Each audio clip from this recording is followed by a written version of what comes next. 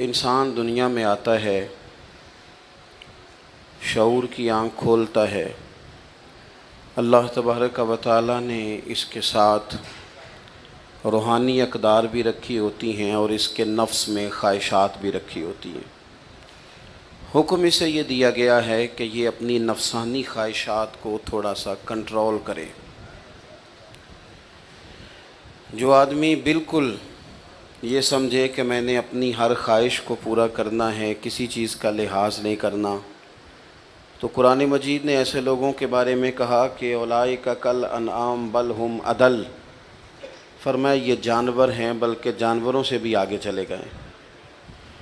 जो थोड़ा सा अपने आप को, अपनी कुछ ख्वाहिशात को कंट्रोल करे, कहीं किसी जगह उसे झुक जाना भी आए, कहीं किसी जगह उसे माफ़ करना भी आए, तो उसने इंसानियत की अक़दार को समझ लिया है। उसके अंदर कुछ न कुछ अखलाकी कदरें मौजूद हैं। हमारे जितने भी झगड़े हैं दुनिया में, अब ये हमारे झगड़े अल्लाह रसूल के लिए तो नहीं रह गए, जिनके बारे में बार बार कुरान पाक ने हमें कहा था उनसे दोस्ती ना करना, मोहब्बत के पैगाम ना भेजना, उनकी तो तारीफ़ें सुबह शाम होती हैं।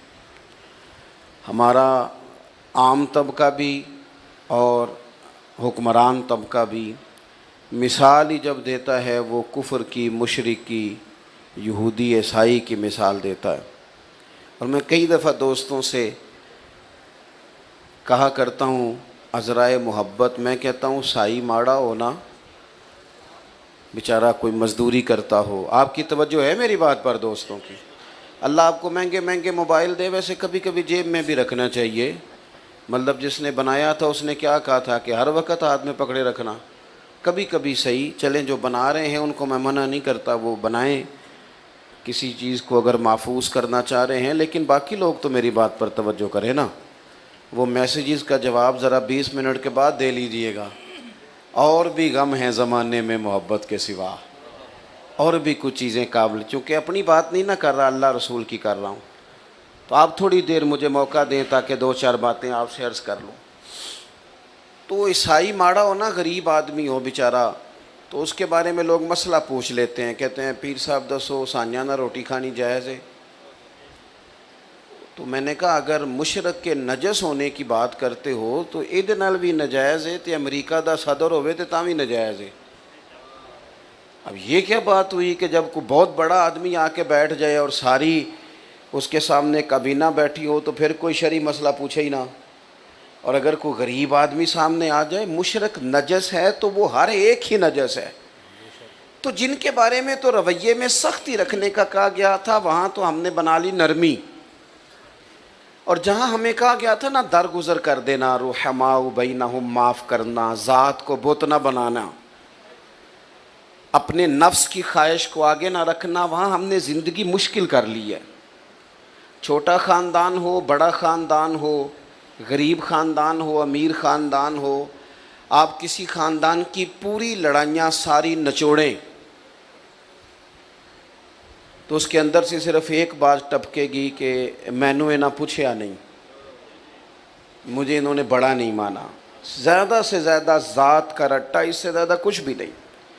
सारे दोस्तों की, गहरे दोस्तों की जब रकाबतें होती हैं तो आप सारा निचोड़ लें उसको, तो बीच में सिर्फ इतना निकलेगा कि फ़लाँ मकाम पे फ़लाँ को प्रोटोकॉल नहीं दे सके। जो प्रोटोकॉल मांगते हैं वो अपने नहीं होते, जो प्रोटोकॉल मांगते हैं उनके रिश्ते मुखलिसाना नहीं होते।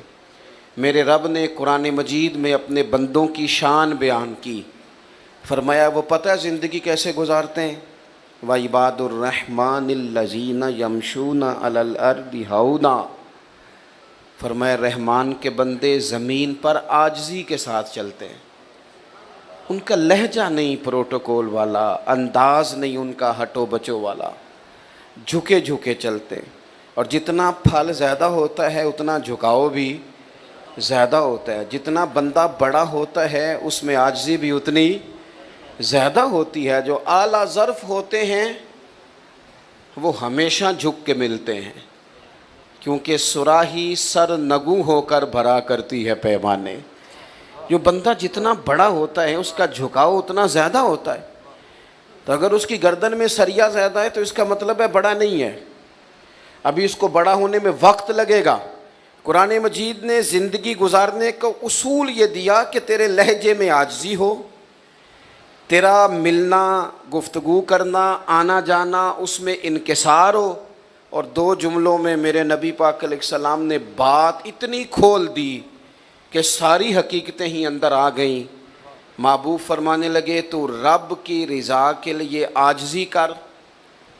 हुजूर फरमाते हैं, ये तिरमिज़ी में मौजूद है, फरमाया तू अल्लाह की रज़ा के लिए झुक जा, रब तुझे इज़्ज़तें अता फरमा देगा।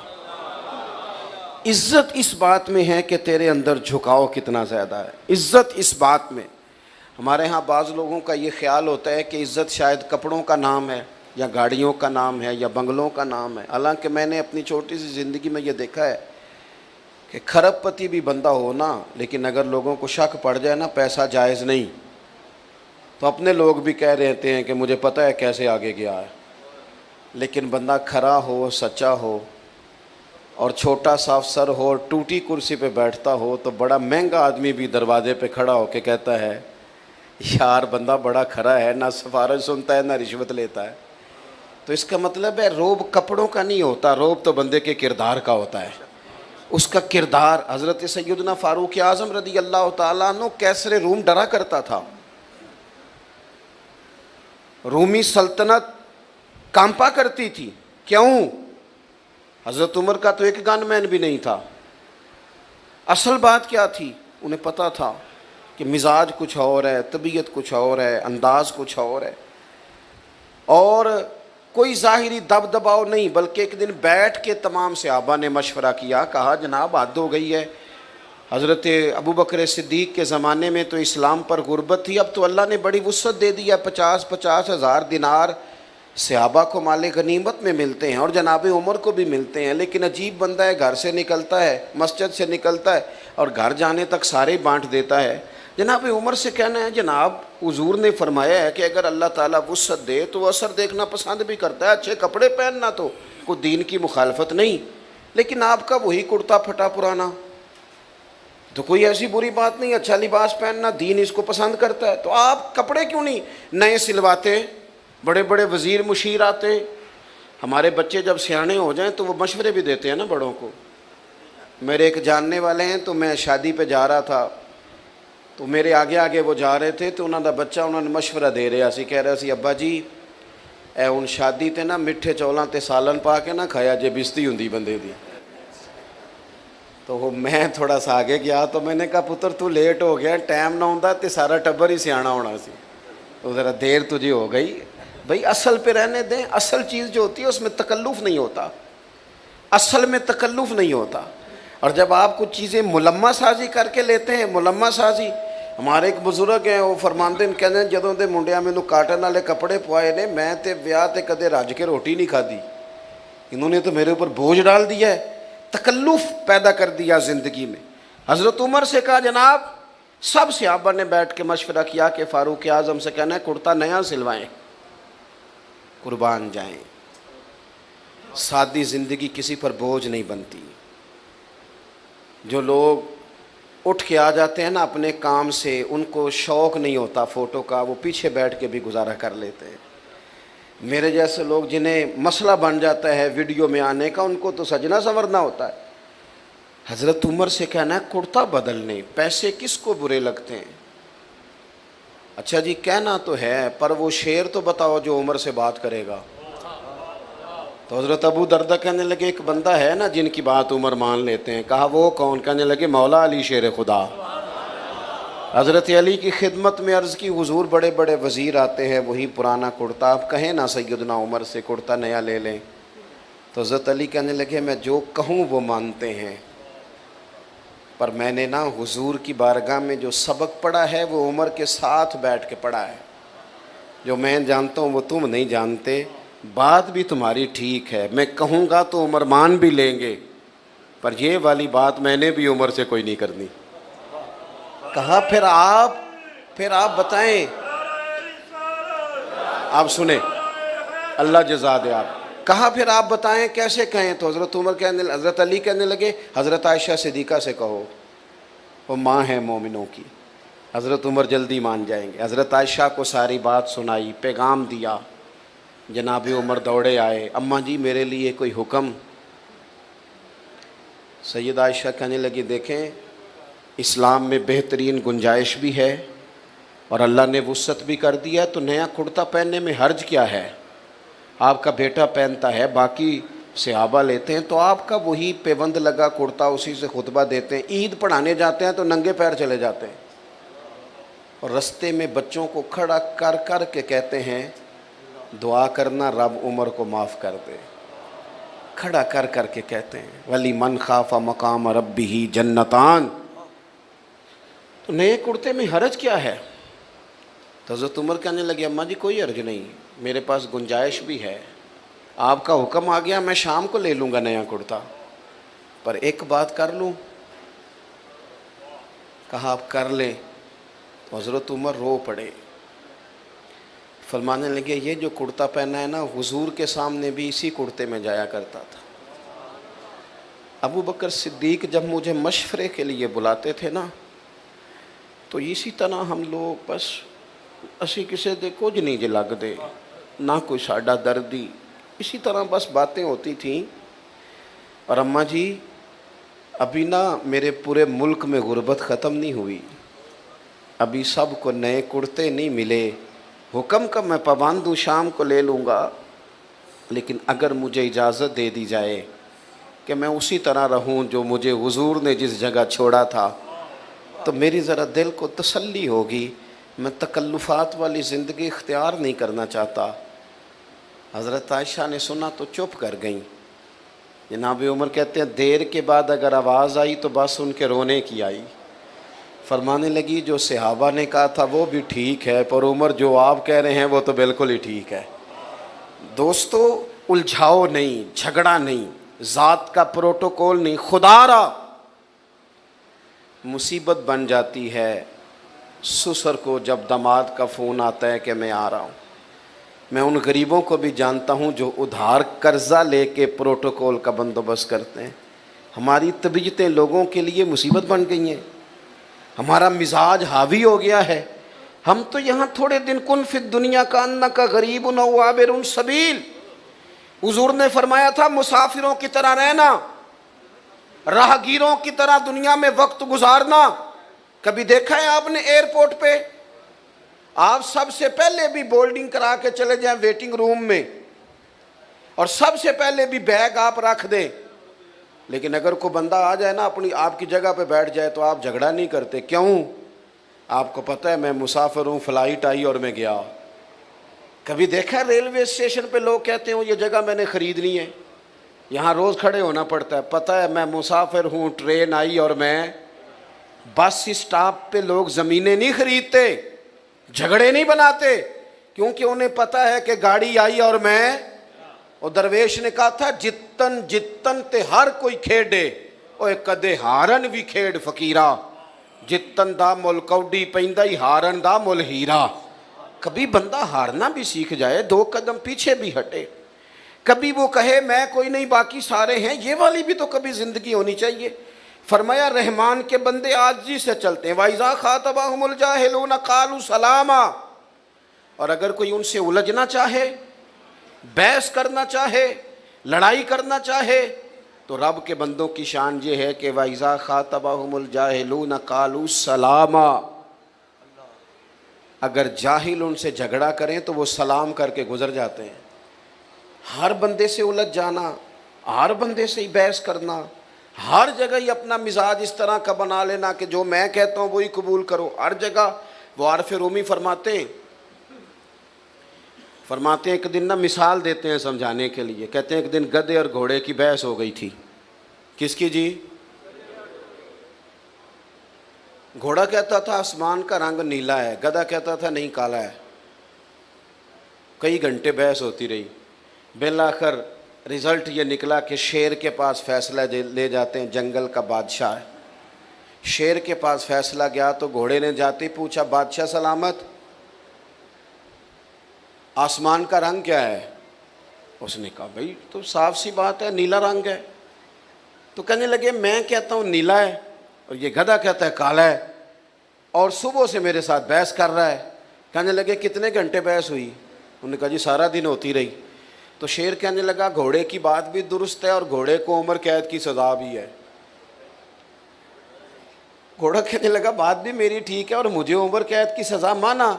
कहने लगा बात इस बात पर सज़ा नहीं कि तुम्हारी बात गलत है या ठीक है, सज़ा इस बात पे है कि तुमने गधे से ही बहस शुरू कर दी है। मेरा दिमाग नहीं काम करता, किससे बहस कर रहे हो तुम, किससे? और जिस मुल्क में मैं और आप रहते हैं यहाँ तो लोगों को जो काम आता है वो बहस करने का है।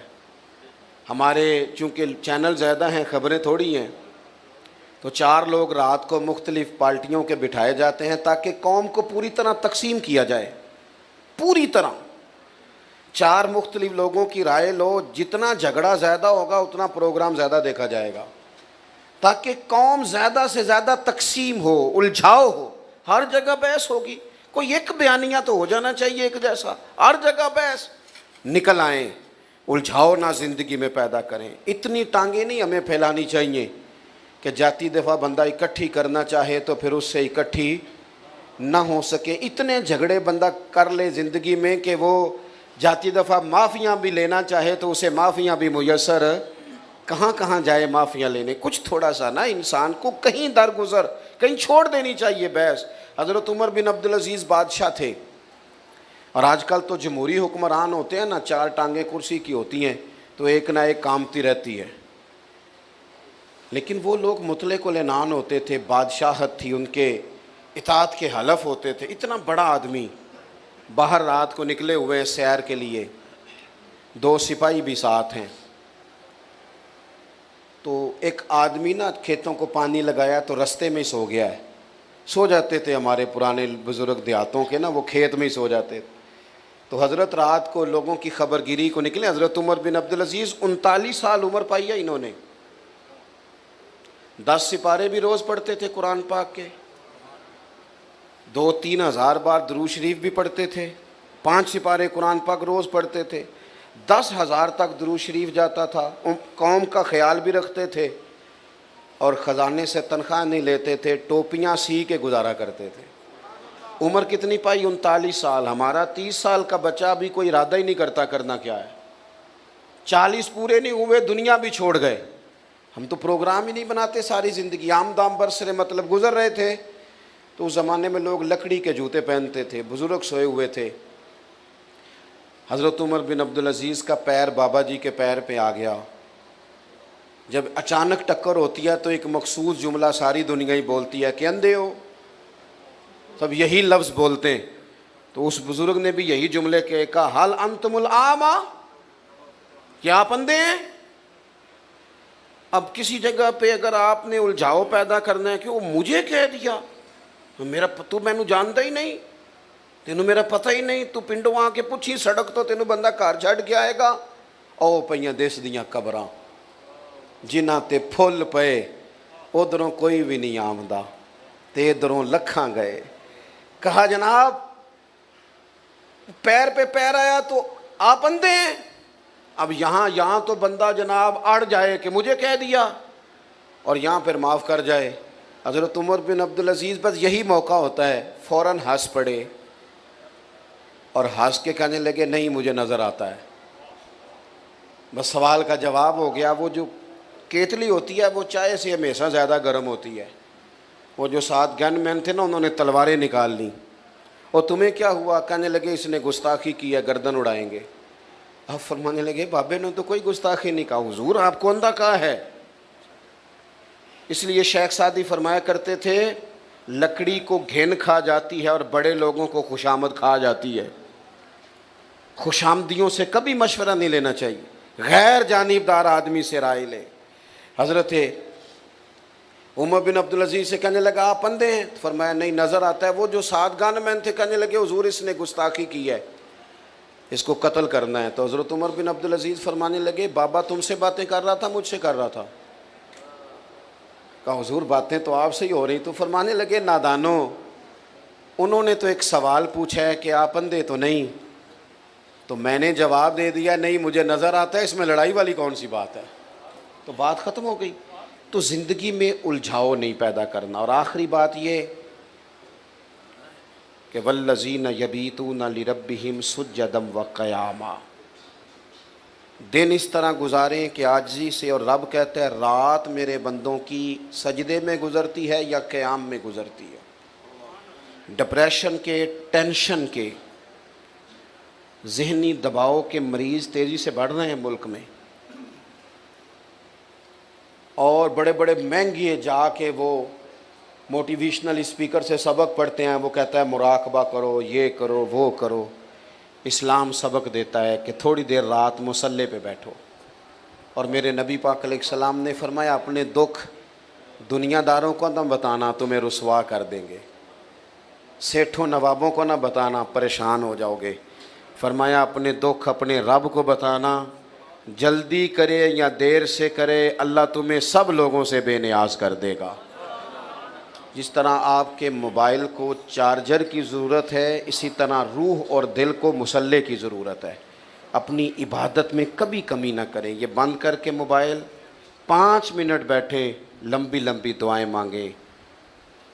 काफिर सारी रात बदर की सफ़ें सीधी कराते रहे और अल्लाह के रसूल सारी रात मुसल्ले पे बैठे रहे। सारी रात हुजूर ने दुआ मांगी। हज़रत सिद्दीक़ कहते हैं सारी रात रब को मनाया। तो सुबह फिर पैगाम आ गया, वलक़द नसरकुमुल्लाहु बिबदरिन वअंतुम, फरमाया ये जो तुम्हें कामयाबी मिली है ये रब की मदद की वजह से मिली है। जाए तो सारी चीज़ें ठीक हो जाती हैं, और अगर मदद इलाही न हो तो इंसान पीछे रह जाता है। अल्लाह ताला हम सबको अमल की तौफीक अता फरमाए। आखिर दावाया अनिल हम्दुलिल्लाहि रब्बिल आलमीन।